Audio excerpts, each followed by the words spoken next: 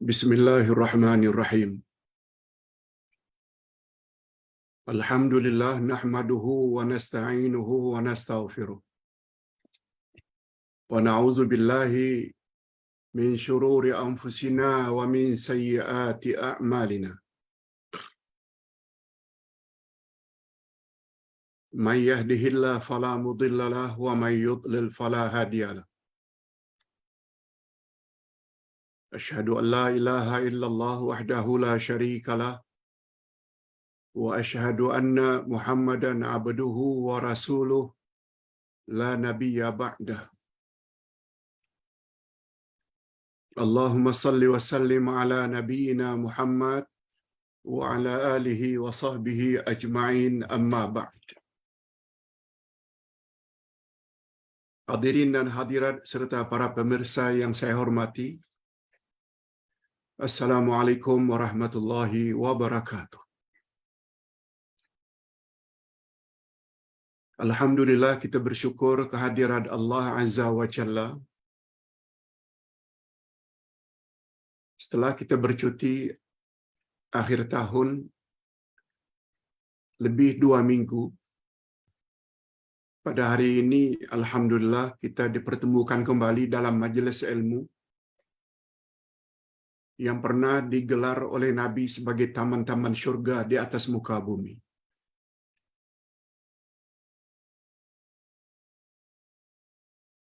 Pelajaran kita pada hari ini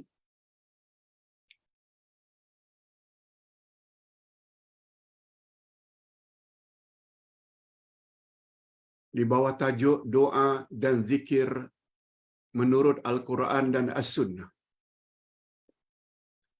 Ustaz ulang, doa dan zikir menurut Al-Quran dan As-Sunnah,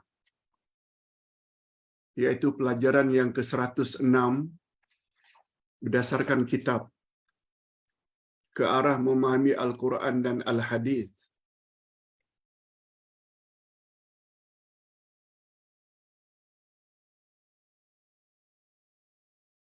Jilid 4, muka surat 181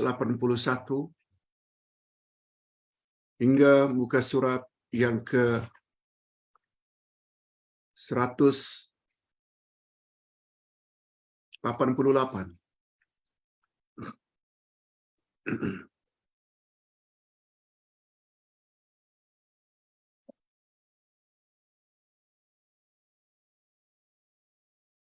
Topik ini termasuk salah satu topik yang penting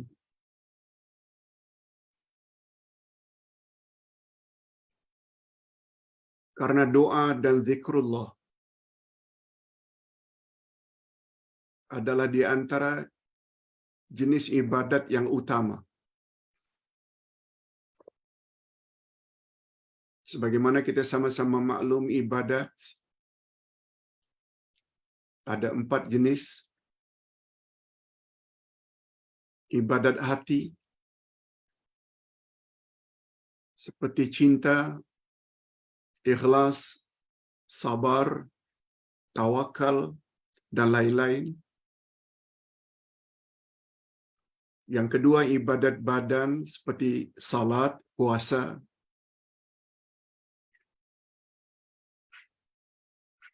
Yang ketiga, ibadat harta seperti zakat, sedekah, infak, wakaf, sembelihan. Dan yang keempat, ibadatul lisan, ibadat lidah. Ibadat yang dilakukan dengan menggunakan lidah. Termasuklah doa dan zikir. Kita berdoa, kita sebut dengan lidah. Kita berzikir, kita sebut nama-nama Allah dengan lidah. Nah, karena zikir dan doa ini termasuk ibadat, ibadat pula mesti selain ikhlas lillah, ibadat yang paling utama ialah ibadat mengikut cara Rasulullah sallallahu alaihi wasallam. Sebagaimana yang kita sama-sama tahu, syarat ibadat yang diterima oleh Allah ada dua. Pertama, ikhlas lillahi ta'ala. Jangan ada unsur syirik, walaupun syirik kecil. Yang kedua, ibadat yang terima oleh Allah adalah ibadat mengikut cara yang telah ditetapkan oleh Rasulullah sallallahu alaihi wasallam. Itu sebab topik ini Ustaz anggap sebagai topik yang cukup mustahab untuk diketahui oleh semua umat Islam. Zikir dan doa menurut Al-Quran dan As-Sunnah. Okey, kita bawa dalilnya dulu. Apa kata Nabi? Apa sabda Nabi? Dan apakah firman Allah dalam Al-Quran berkaitan tentang zikir dan doa? Mudah-mudahan tahun 2023 ini membuat doa dan zikir kita makin lebih sempurna berbanding doa dan zikir sebelum kita memasuki tahun ini.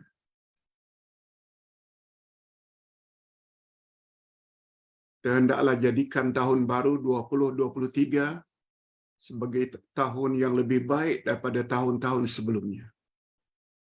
Dari sudut agama pula, baik tidaknya agama seseorang, sampai di mana dekat jauhnya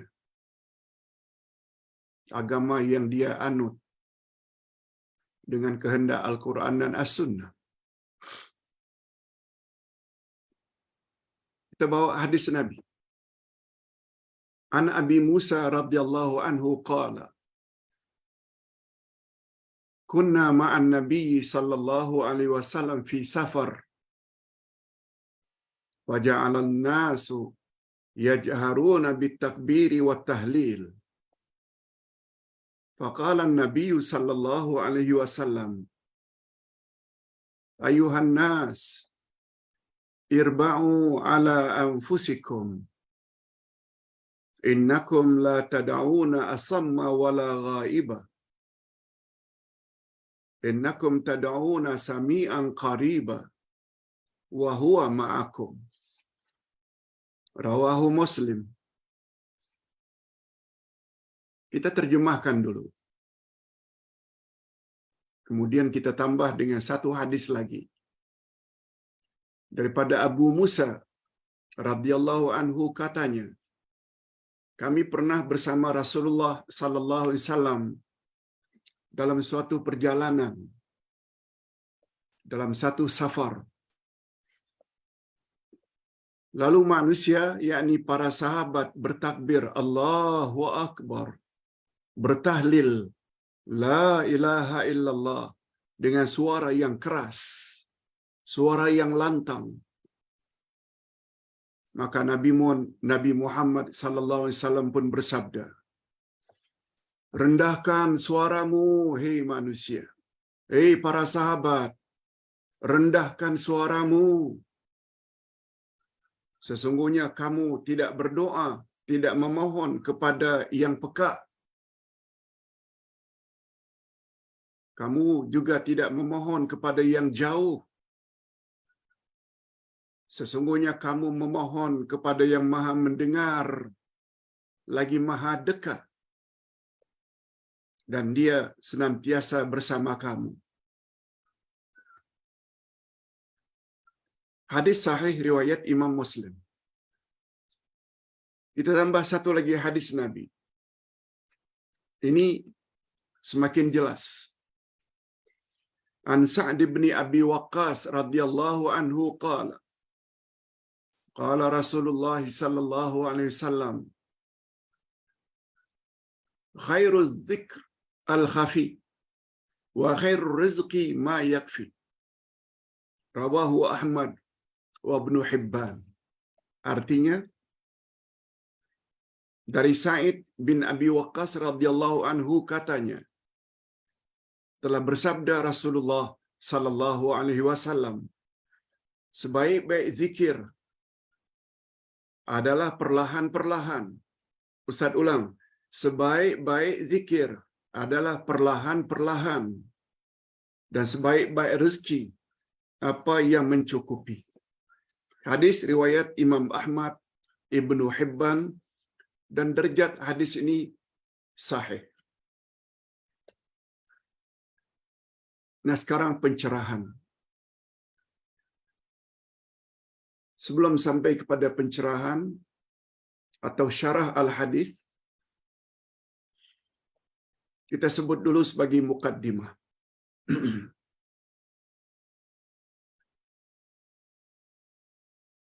Doa dan zikir adalah ibadat.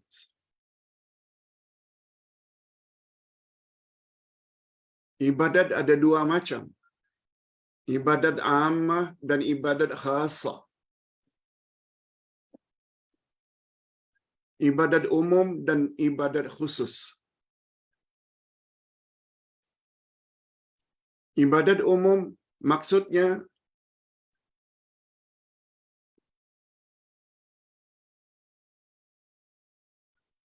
segala kegiatan atau aktiviti dalam kehidupan sehari-hari asal saja mengharap redha dan kasih sayang Allah. Apakah ia dalam bentuk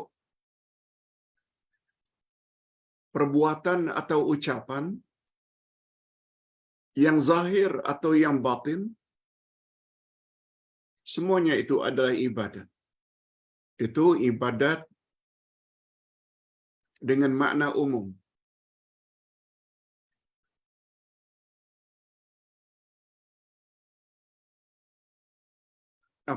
Adapun ibadat khusus, yaitu ibadat-ibadat khas seperti salat, puasa, zakat, haji, doa, zikir. Ibadat khas ini syarat diterima oleh Allah dari orang Islam ada dua. Ia mesti dilakukan ikhlas lillahi ta'ala, dan yang kedua caranya mesti ikut panduan yang telah digariskan oleh Rasulullah sallallahu alaihi wasallam. Ikhlas saja tak cukup. Termasuklah doa dan zikir. Itu sebabnya awal-awal lagi kita dah sebut doa dan zikir itu adalah ibadat. Dia termasuk ibadat khas yang caranya selain ikhlas mesti ikut panduan Rasulullah sallallahu alaihi wasallam. Sebagaimana kita pelajari, itulah rahasia utama atau syarat utama amal ibadat khas diterima oleh Allah. Pertama, ikhlas lillah. Yang kedua, ikut cara Rasulullah. Apalagi kaedah atau formula dalam ilmu usul. Al-aslu fil ibadah haramun illa ma amarahallahu wa rasuluh. Asal usul ibadat khas adalah tak boleh, dilarang, haram, kecuali apa yang Allah suruh, kecuali apa yang Rasul suruh. Ustaz buat contoh, salat, aqimus salah, berapa banyak dalam Al-Quran, dirikanlah salat. Macam mana kita mendirikan salat? Tak boleh suka-suka hati. Kita mesti ikut salat, karena salat itu ibadat khas. Mesti salat sebagaimana yang telah diajar oleh Nabi Muhammad sallallahu alaihi wasallam. Tentang nama salat yang wajib antara lain zuhur, asar, maghrib, isya, subuh. Berapa rakaat? Bila timingnya? Atau salat-salat sunat, rawatib, qabliyah, ba'diyah, duha, tahajud, witir.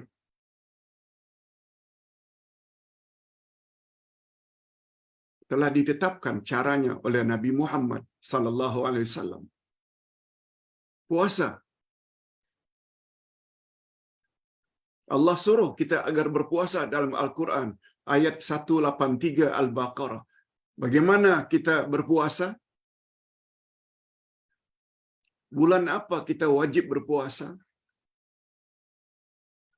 Bagaimana cara sahur? Bagaimana cara berbuka? Apa amalan-amalan yang paling baik kita lakukan dalam bulan Ramadan? Semuanya dijelaskan oleh Rasulullah. Haji termasuk ibadat khas. Dari mana kita orang Asia Tenggara mesti memakai ihram dan berniat yang dipanggil dengan miqat makani? Bagaimana cara tawaf? Bagaimana cara sa'i? Di mana kita mesti wukuf di Arafah? Berapa hari bulan? Apa pakaian laki-laki jika berihram? Bagaimana pakaian wanita? Semuanya mesti ikut cara Rasulullah sallallahu alaihi wasallam. Itu sebabnya ada kaedah ini, asal usul semua ibadat tak boleh kecuali apa yang Allah suruh dan apa yang Rasul suruh. Itu sebabnya memahami bagaimana cara ibadat khas, kita perlu belajar apa kata Allah dalam Quran, apa kata Nabi dalam hadisnya. Ini yang menjadi topik pembahasan kita dalam 50 minit ke depan ini. Dengan kata lain, yang punya otoriti dan hak menentukan bagaimana cara kita beribadat pada Allah, ibadat khas, itu adalah otoriti Nabi Muhammad sallallahu alaihi wasallam. Bukan otoriti ulama, bukan otoriti kiai, bukan otoriti habaib, habib-habib, no. Ia adalah otoriti Nabi Muhammad sallallahu alaihi wasallam. Coba dengar apa kata Nabi tentang salat. Sallu kama raaitumuni usalli. Salatlah kamu sebagaimana kamu tengok cara aku salat. Memang kita tak tengok kerana Nabi telah wafat. Tapi banyak tertera di dalam Al-Quran dan di dalam hadis-hadis Nabi. Cara zikir sebagaimana yang kita sebut tadi. Khudhu anni manasikakum. Ambil hanya daripadaku cara pelaksanaan ibadat hajimu. Tak boleh buat suka-suka hati.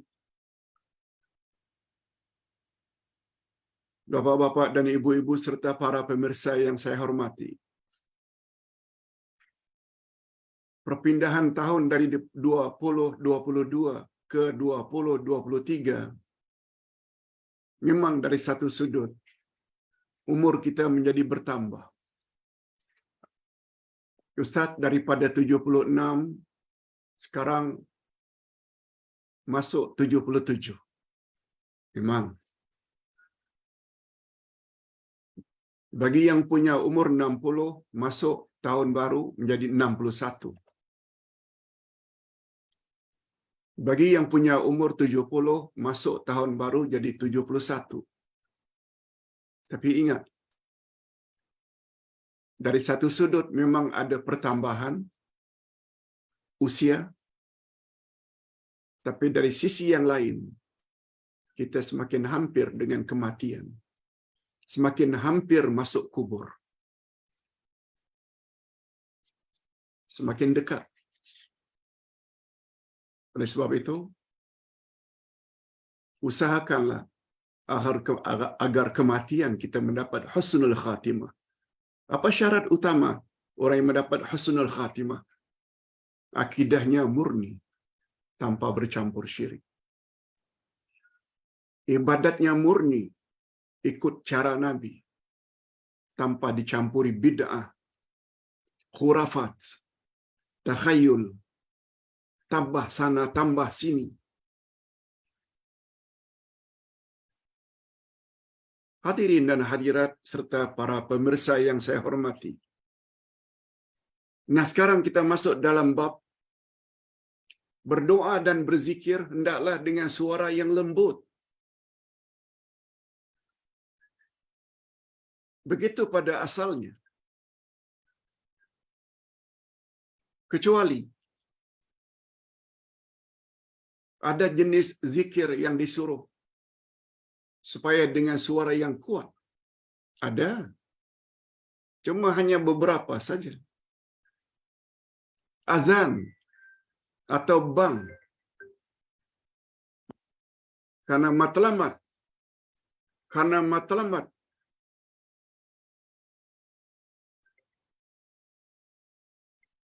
Karena matlamat azan dan bang adalah untuk. Karena matlamat azan dan bang adalah untuk memberitahu kepada orang ramai. Masuknya waktu, ia perlu dilakukan dengan suara yang keras dan lantang. Kalau perlu pakai mic. Makin jauh suara azan dikumandangkan semakin baik. Takbir hari raya itu syiar.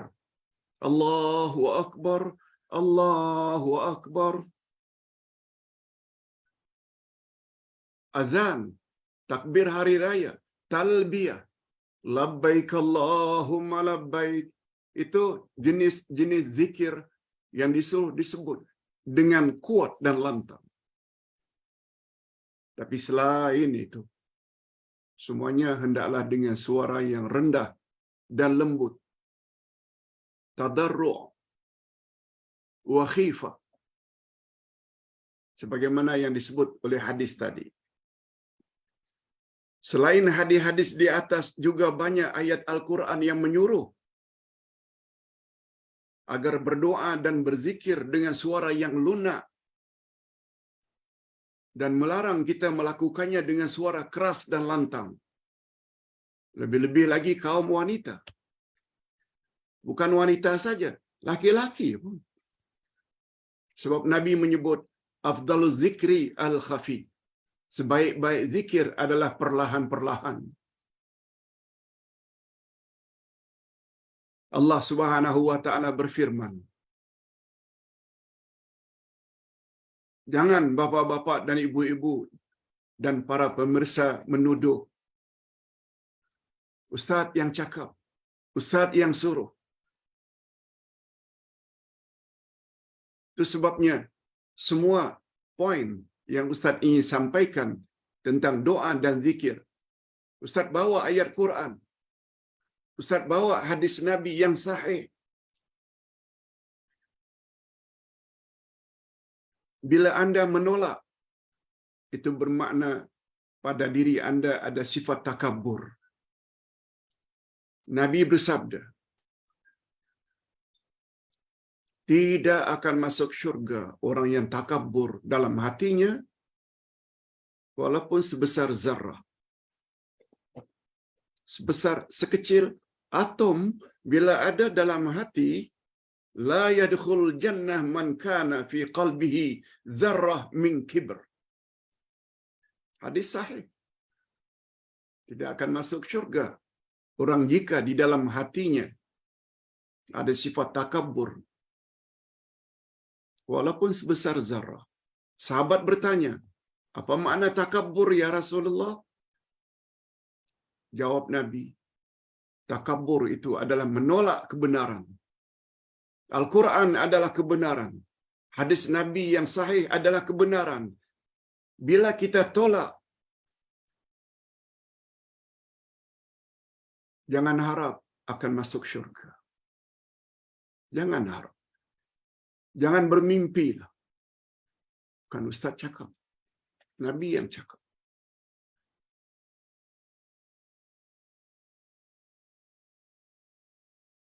Allah Subhanahu wa taala berfirman, selain Ustaz cakap, kita juga tengok. Kita ada buku. Masih juga tidak yakin. Ustaz tak tahu. Tak digolongkan sebagai manusia apa kita. Dengan istilah lain, kita bermakna telah ikut kata-kata syaitan. Sebab syaitan menurut ulama akidah maknanya ba'idun anil haq. Segala yang ingin menjauhkan kita dari kebenaran itu adalah kehendak syaitan. Hawa nafsu, ta'assub, fanatik, membuta tuli. Tidak mau gunakan akal untuk fikir mana yang baik, mana yang buruk. Lalu mati dalam keadaan menolak kebenaran. Na'udzubillah min dzalik. Lihat apa kata Allah. Ud'u rabbakum. Ustaz ulang. A'udzubillahi minasyaitonir rajim.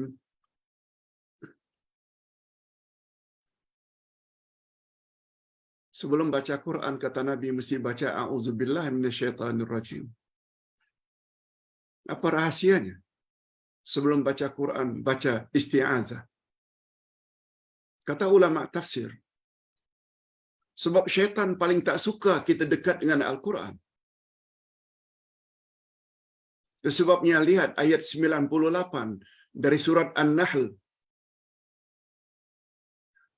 Wa idza qara'tal Qur'an fasta'idz billahi minasyaitonir rajim.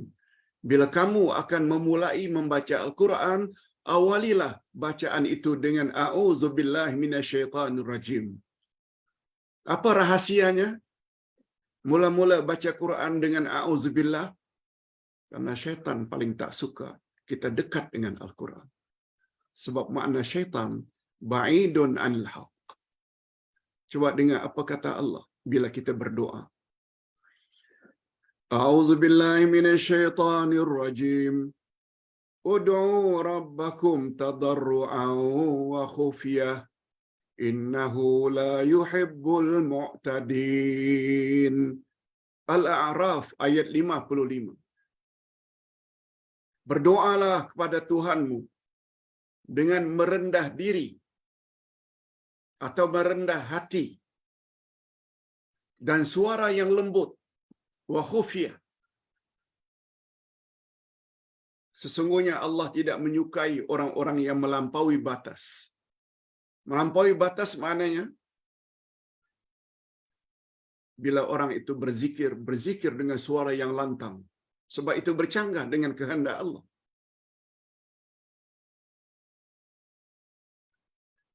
Firman Allah yang lain lagi.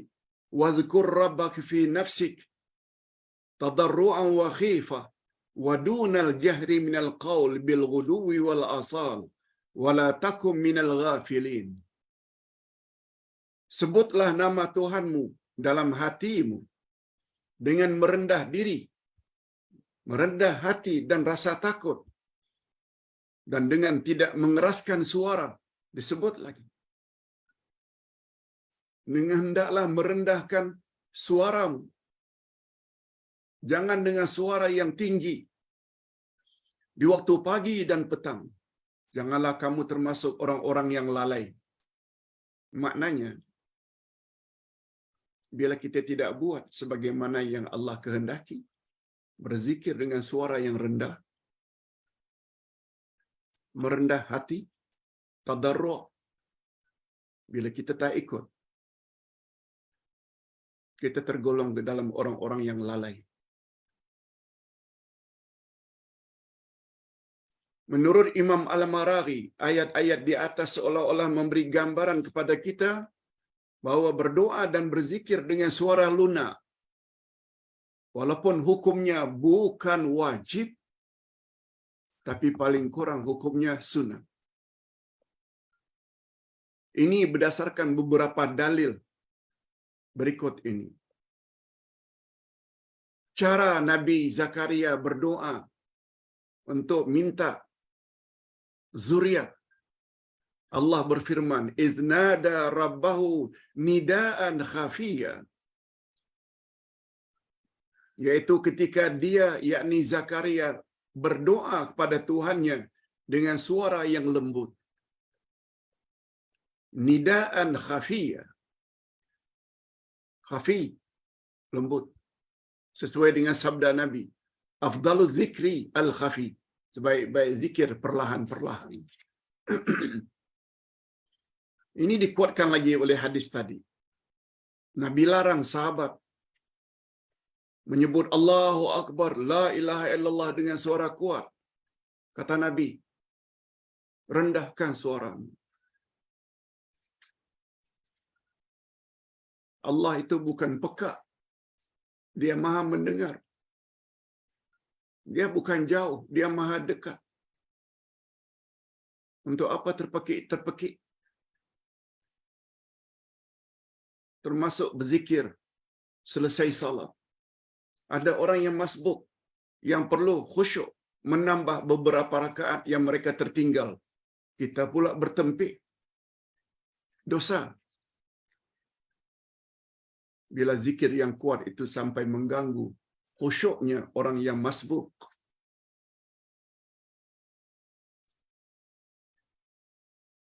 Apalagi kita lihat kecenderungan manusia memang suka.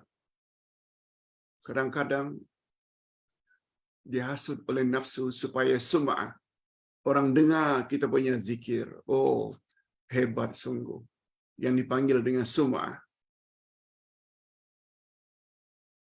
Hati manusia ini selalu cenderung pada riya. Supaya orang lihat kita berzikir. Dengan zikir-zikir tertentu. Semuanya itu boleh mengakibatkan zikir kita menjadi sia-sia. Tidak ada nilai di sisi Allah Azza wa Jalla. Namun demikian para ulama, para fuqaha memberi panduan. Kondisi orang yang berzikir itu boleh berbeza menurut keadaan. Kalau dia sedang berzikir sendirian di rumah, dia boleh mengeluarkan suara secara sederhana. Allahu Akbar, Allahu Akbar, Allahu Akbar. Karena dia sendirian. Orang lain tak dengar. Paling-paling oleh keluarganya.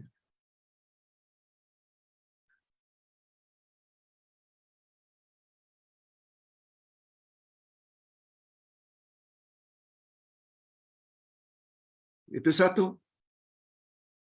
Bila keadaannya dia bersendirian, khasnya di rumah, dia mengeraskan sedikit suaranya sehingga didengar oleh dirinya atau anak-anaknya atau istrinya. No problem. Tetapi bila kondisinya di khalayak ramai, beramai-ramai, sedang berjamaah dalam masjid, zikir yang paling afdal adalah dengan suara yang lunak, suara yang rendah. Apakah dalam masjid atau dalam perhimpunan. Itu sebabnya apabila ada perhimpunan-perhimpunan,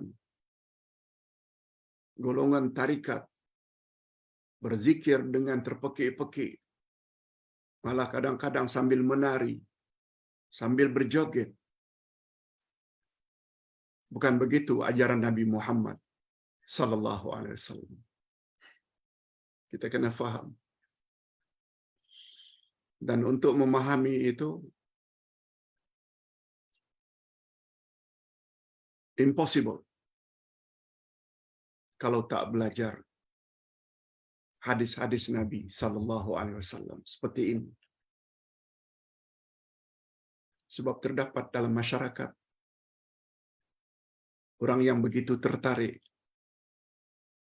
dengan ajaran seseorang berdasarkan besarnya serban, panjangnya janggut,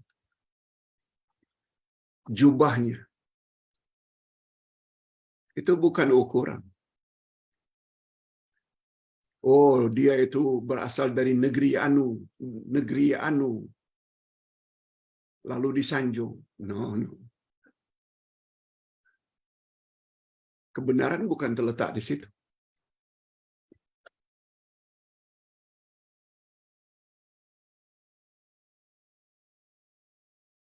Itu sebabnya Ustaz akhir-akhir ini banyak mendapat pertanyaan. Pak Ustaz, mengapa begini dan begitu? Mengapa begini dan begitu?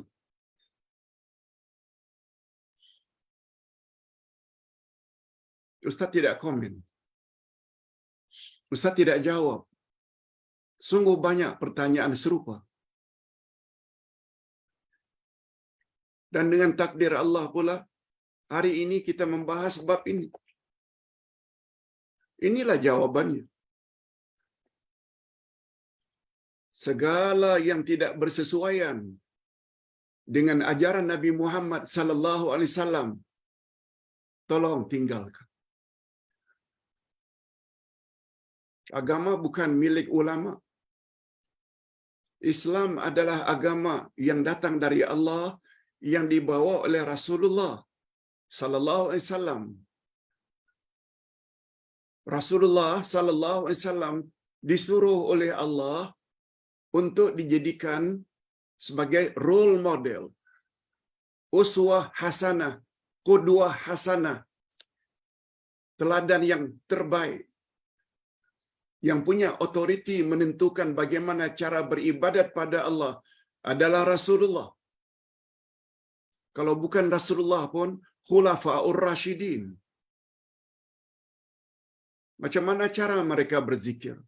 Exactly macam berzikirnya Rasulullah. Itu jawabannya. Itu sebabnya menuntut ilmu sangat perlu. Lebih-lebih lagi kita dari kalangan walansia, warga lanjut usia yang tak lama lagi akan mati.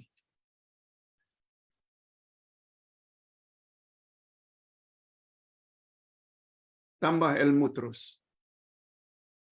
InsyaAllah ke depan kita akan belajar terus insyaAllah. Walaupun bagus juga kalau Ustaz sebut di sini. Mula minggu hadapan, kita hanya belajar 5 hari dalam seminggu. Bukan 7 hari. Sebab ada tugas-tugas lain yang Ustaz perlu selesaikan. Ada 10 juzuk lagi tafsir Al-Quran yang Ustaz perlu edit, yang perlu Ustaz cetak. Itu tafsir. Belum lagi buku-buku yang lain. Yang karena kesibukan berdakwah setiap hari, alhamdulillah masa kosong 2 minggu ini saja Ustaz dah dapat mengedit beberapa kitab untuk dicetak. Ustaz bimbang kalau skripnya sudah Ustaz tulis, lalu tidak dicetak, siapa nanti yang akan mengedit? Selain daripada itu, 2 hari dalam seminggu Ustaz akan gunakan untuk membuat ceramah-ceramah pendek dengan topik-topik tertentu. Sekitar 4 minit, 5 minit, satu-satu topik yang kita sebut selalu dengan TikTok. Sebab ceramah semacam itu hari ini mendapat tempat dari kalangan pemuda dengan topik-topik tertentu. Insya Allah. Minta maaf. Bermula minggu hadapan dan seterusnya. Kita akan belajar 5 hari saja dalam seminggu. Ahad, Isnin, Selasa cuti, Rabu, Khamis, Jumaat, Sabtu cuti. Insya Allah. Hadirin dan hadirat rahimakumullah.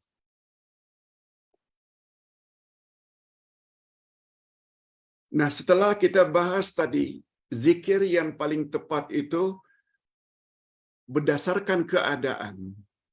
Bila di khalayak ramai, berzikirlah perlahan-perlahan. Tapi bila sedang bersendirian di rumah, waktu duha ke, waktu tahajud, witir ke, dengan suara yang agak sedikit dikeraskan agar didengar oleh telinga, itu tak ada masalah. Sebab tidak timbul ketika itu mengganggu orang lain atau sifat riya atau sum'ah. Nah, kita sampai sekarang, Allah tidak suka kepada golongan yang melampaui batas.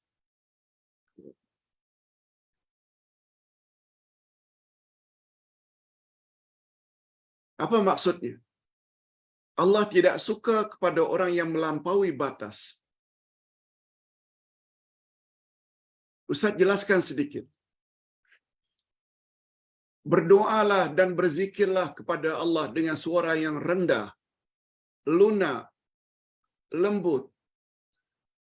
Allah tak suka kepada orang yang melampaui batas.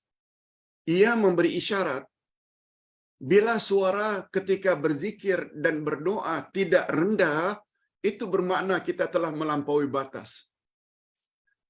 Allah kata Allah tak suka itu.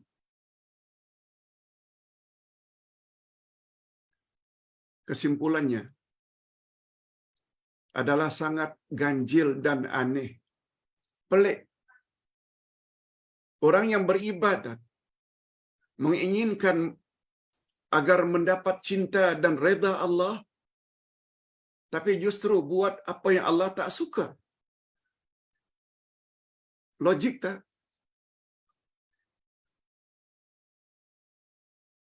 Jawabnya tak logik, tak rasional.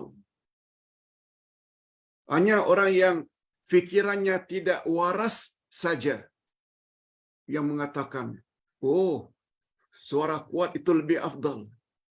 Bukankah itu bercanggah dengan ayat Quran?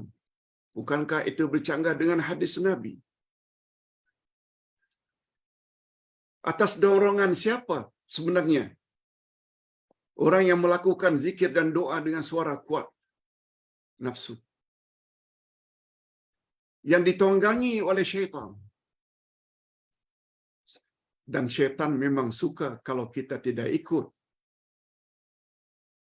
kehendak Allah dan kehendak Rasul. Itu dia.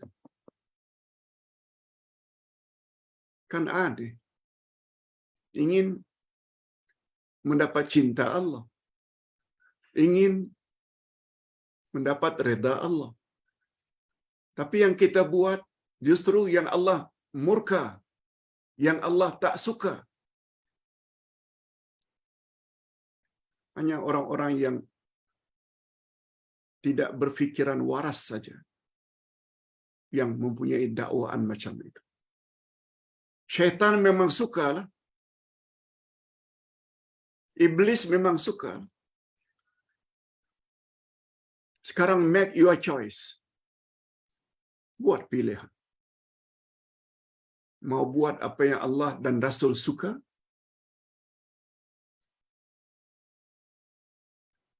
Atau apa yang iblis dan syaitan suka? Buat pilihan. Nasihat Ustaz, ikut Quran, ikut Sunnah. Nabi bersabda, aku tinggalkan 2 pedoman untukmu, wahai umat. Selagi kamu berpegang teguh, kamu tidak akan sesat untuk selama-lamanya, yaitu Quran dan Sunnah. Quran apa kata Allah dan apa kata Rasul.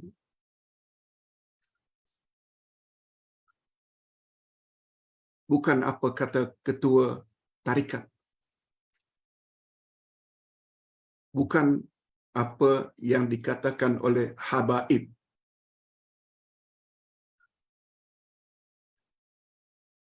Nabi tidak sebut kecuali apa yang dikatakan oleh Pak Kiaimu.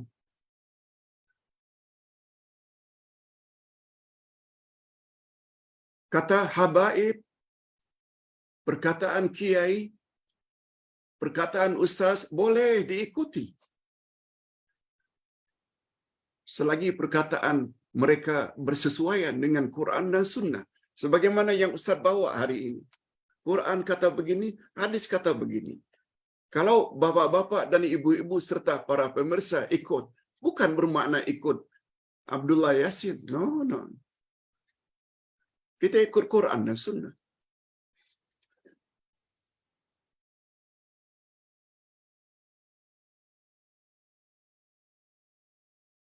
Jadi ganjil mengharap redha dan kasih sayang Allah, tapi yang kita buat apa yang Allah tak suka.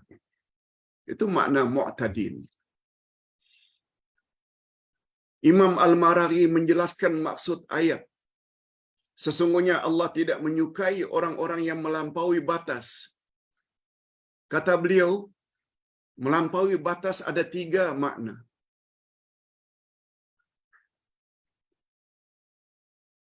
Pertama sekali, melampaui batas pada lafaz.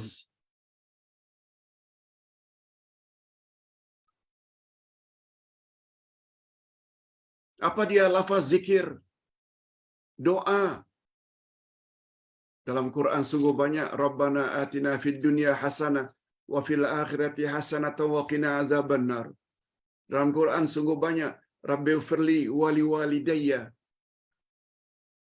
Dalam Quran doa, Rabbana zalamna anfusana. Dalam Quran disebut, Rabbana hablana min azwajina. Kalau boleh jangan tambah-tambah. Lafaz zikir yang datang dari Rasulullah, afdalu zikri la ilaha illallah. Baca la ilaha illallah, la ilaha illallah, la ilaha illallah. Subhanallah, alhamdulillah, Allahu akbar, la haula wa la quwata illa billah. Berapa banyak golongan tertentu yang mengatakan, oh, la ilaha illallah itu zikir orang biasa.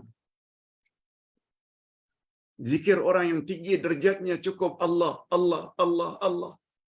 Ada pula yang mendakwa, cukup disebut huruf terakhir saja, hu, hu, hu, hu. Semua itu termasuk melampaui. Itu makna melampaui batas dari sudut lafaz. Kalau boleh berzikirlah exactly macam yang diajar oleh Nabi. Buku yang Ustaz tulis, koleksi doa dan zikir, silakan baca. Buku yang Ustaz susun, wirid Rasulullah pagi dan petang. Juga Ustaz ada susun munajat Ahlus Sunnah wal Jamaah.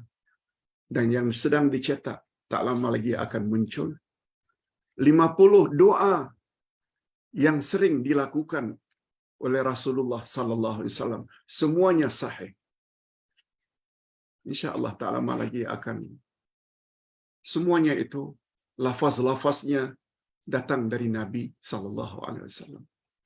Yang kedua, melampaui batas dalam makna doa, yaitu minta yang bukan-bukan kepada Allah Subhanahu wa ta'ala. Memohon sesuatu yang nyata-nyata maksiat. Mohon kaya tapi tak berusaha. Mohon lulus dengan cemerlang tapi tidak mau belajar.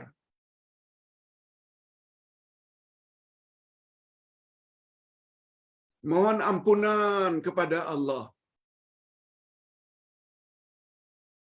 tapi terus-menerus buat maksiat.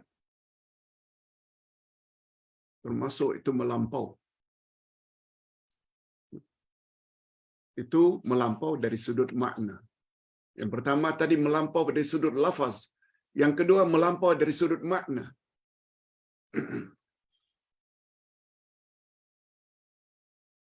Dan yang ketiga makna melampau. Melampau batas dalam cara berdoa, yaitu seperti memohon kepada selain Allah. Minta kepada selain Allah. lalu kawasan perkuburan, lalu mulut komat kamit, atau cucu numpang lalu, jangan ganggu penunggu kawasan ini. Syirik hukumnya, sebab itu bermakna dia telah memohon kepada selain Allah. Berdoa kepada Allah dengan menyebut nama wali-wali tertentu yang telah wafat. Kononnya bertawasul berkat Syekh Abdul Qadir Jailani, berkat Syekh Rifai, berkat Syekh Sanusi. Semuanya itu wali-wali Allah, betul?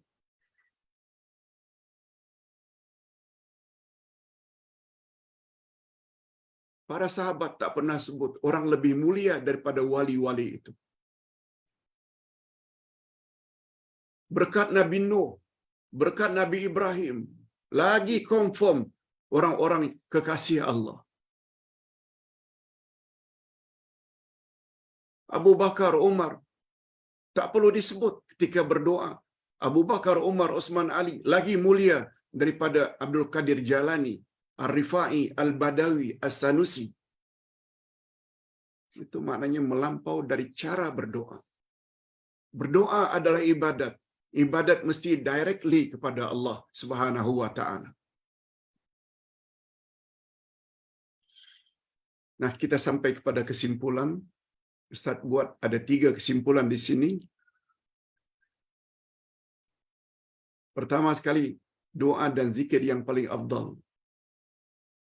Bila doa dan zikir itu bersesuaian dengan kehendak Quran dan Sunnah. Itu satu.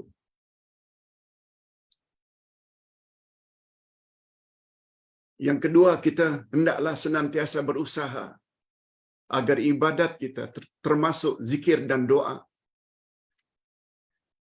sesuai dengan kehendak Allah dan kehendak Rasul, atau kehendak Al-Quran dan kehendak As-Sunnah. Itu sebabnya buku seperti ini kita perlu belajar ke arah memahami Al-Quran dan Al-Hadis. Dan terakhir, zikir kuat setelah salat fardu. Zikir kuat, malah pakai mic lagi.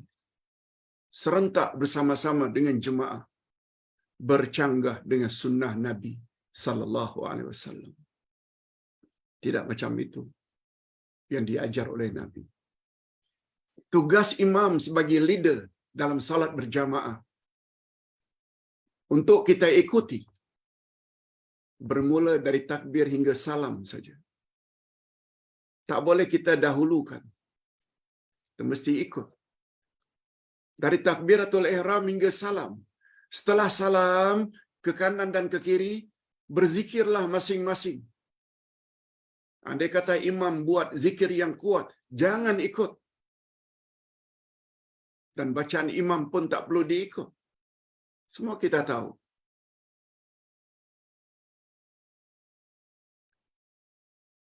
Istighfar 3 kali. Baca la ilaha illallah wahdahu la syarikalah. Baca Allahumma antas salam wa minkas salam. Baca ayatul kursi. Baca subhanallah, alhamdulillah, Allahu akbar sekian kali. Takkan umur dah 70 tahun pun tak hafal. Mesti ikut komando daripada imam. La haula wa la quwata illa billah. Hadirin dan hadirat rahimakumullah. Ini dulu yang Ustaz ingin sampaikan. Mudah-mudahan ada manfaatnya. Berikut kita akan jawab hari ini dengan satu soalan saja. Ada beberapa soalan sebenarnya, cuma hari ini Ustaz ada keperluan lain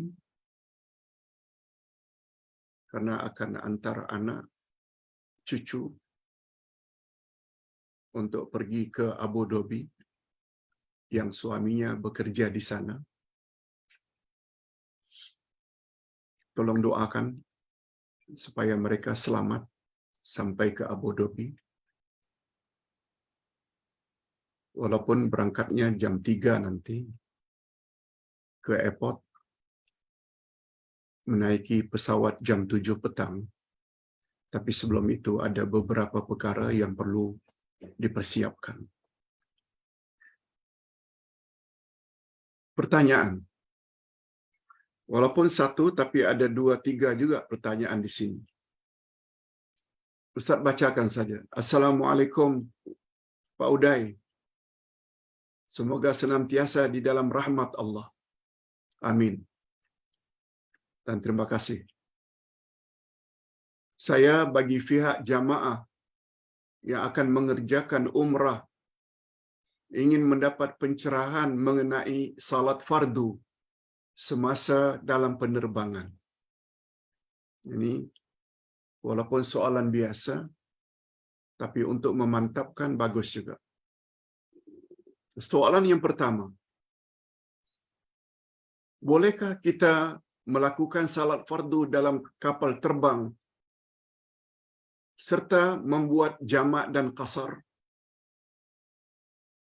Okey, Ustaz jawab dulu. Dalam perjalanan kapal terbang, boleh tak buat salat jamak dan qasar? Zuhur dan asar. Buat jamak takdim, umpamanya zuhur 2, asar 2. Kemudian masuk waktu maghrib. Buat maghrib 3, kemudian isyak 2. Kalau itu jamak takdim. Jawabnya, bukan masalah boleh. Itulah yang paling afdal. Sebab kebolehan untuk jamak antara lain safar. Dan kita memang dalam perjalanan kalau dalam kapal terbang. Kalau buat qasar, memang ada ayat Quran yang menyuruh agar kita memendekkan salat 4 rakaat menjadi 2. Nabi Muhammad sallallahu alaihi wasallam juga bersabda tentang kebolehan ini. Walaupun qasar itu disebut dalam Al-Quranul Karim, tidak berdosa kamu memendekkan salatmu dalam perjalanan sekiranya kamu takut diganggu oleh orang-orang kafir. Ketika ditanya oleh Umar bin Khattab, "Ya Rasulullah, sekarang kan kita tidak takut lagi diganggu oleh orang kafir bila dalam perjalanan untuk mengerjakan salat. Apakah mengkasarkan salat itu masih dibolehkan?" Nabi hanya jawab, "Sadaqatum minallahi faqbalu sadaqatah." Memendekkan salat dalam perjalanan itu sedekah daripada Allah. Oleh sebab itu terimalah sedekah daripada Allah. Atas dasar itu Imam Malik berpendapat, siapa dalam perjalanan tidak buat qasar, dia tergolong orang yang kufur nikmat. Allah beri kemudahan, dia tak terima kemudahan tersebut. Sebabnya Ustaz jawab, pertanyaan pertama, bolehkah dalam kapal terbang buat salat jamak dan qasar? Ustaz jawab, boleh. Malah bukan boleh saja, itulah cara yang paling afdal. Yang kedua, bolehkah salat fardu dalam kapal terbang dilakukan di tempat duduk tanpa berdiri, rukuk dan sujud? Yes. Hadirin dan hadirat, salat fardu memang pada asalnya mesti qiyam. Berdiri tegak. Rukuk juga ada caranya. Sujud juga ada caranya. Tapi karena itu dalam keadaan darurat. Dan kaedah dalam darurat pula disebut oleh Nabi, ad-darurat tubihul mahzurat. Bila awak darurat, emergency, tak boleh buat sebagaimana yang disuruh oleh Nabi,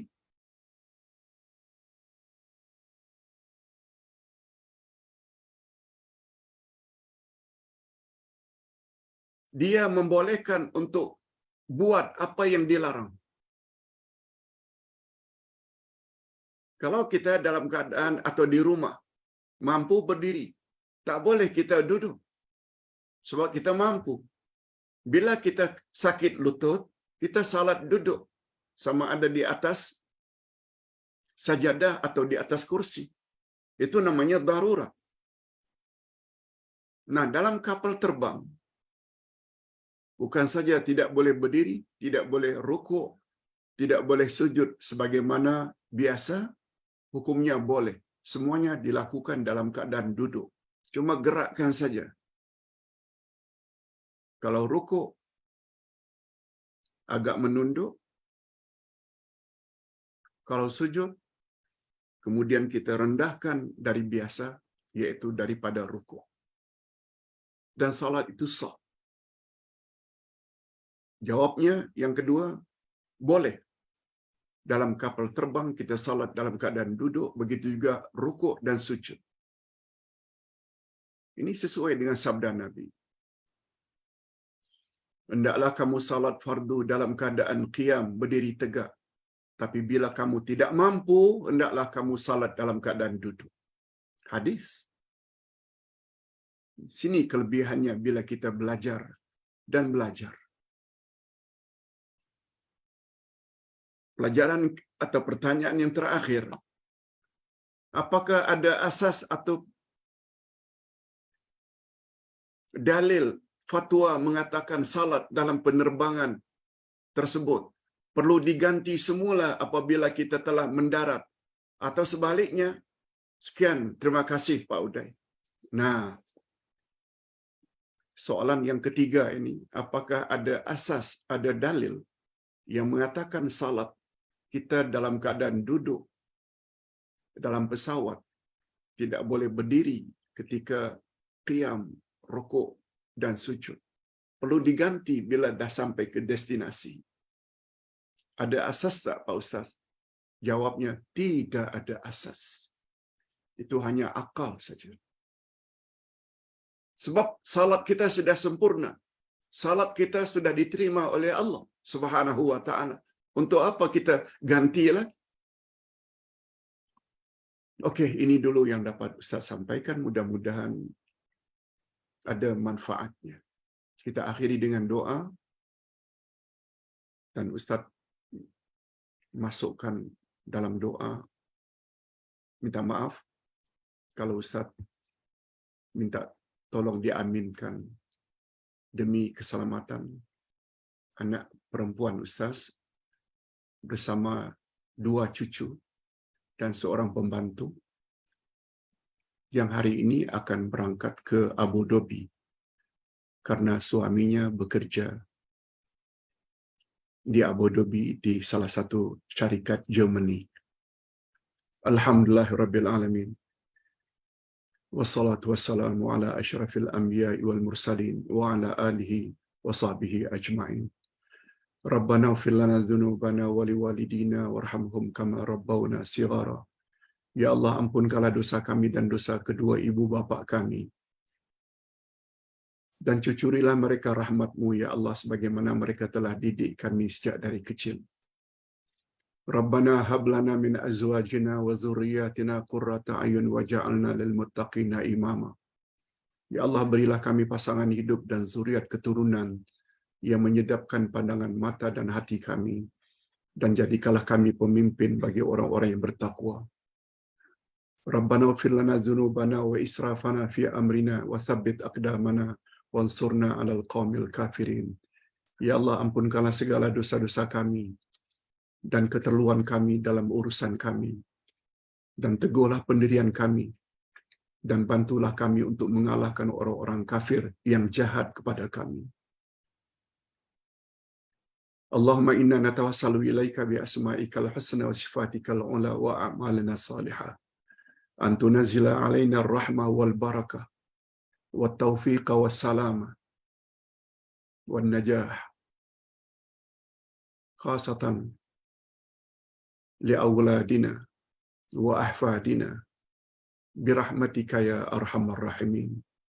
Ya Allah, kami bertawassul kepadamu melalui nama-nama-Mu yang mulia dan sifat-sifat-Mu yang maha tinggi. Dan kami bertawasul kepadamu melalui amal-amal saleh yang telah kami lakukan. Seperti bacaan kami ayat-ayat Quran, kehadiran kami dalam majlis yang penuh berkat ini. Kiranya Engkau limpahkanlah kepada kami rahmat-Mu, berkat-Mu, ampunan-Mu, keselamatan, kejayaan dan kelancaran, khasatan khususnya untuk anak kami, Najwa, dan 2 anaknya serta pembantu, agar selamat dalam perjalanan mereka menuju ke destinasi dari KLIA ke Abu Dhabi, birahmatika ya arhamar rahimin. Allahumma la sahla illa ma ja'altahu sahla, wa anta taj'alul hazna idza syi'ta sahla. Ya Allah, tidak ada yang dapat memberi kemudahan kecuali hanya Engkau. Engkaulah yang menjadikan kesulitan, yang jika Engkau berkehendak, semua kesulitan akan menjadi mudah, birahmatika ya arhamar rahimin. Allahumma ja'alnaka fi nuhurihim wa na'udzubika min syururihim. Ya Allah, kami letakkan Engkau pada leher mereka dan kami mohon perlindungan, ya Allah, kepada Engkau daripada kejahatan-kejahatan mereka, birahmatika ya arhamar rahimin. Wa sallallahu ala nabiyyina Muhammad wa ala alihi wa sahbihi ajma'in. Subhana rabbika rabbil izzati amma yasifun wa salamun alal mursalin walhamdulillahi rabbil alamin. Subhanakallahumma wa bihamdik asyhadu an la ilaha illa anta astaghfiruka wa atubu ilaik. Wassalamualaikum warahmatullahi wabarakatuh.